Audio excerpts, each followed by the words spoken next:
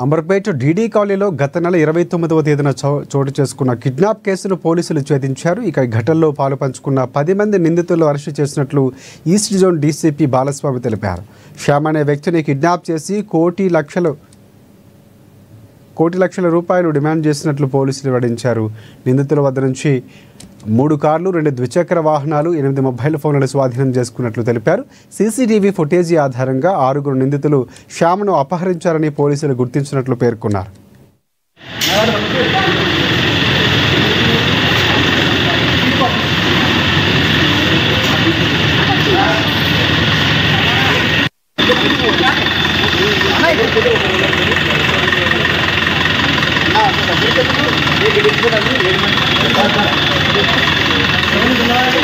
నువ్వు కాదా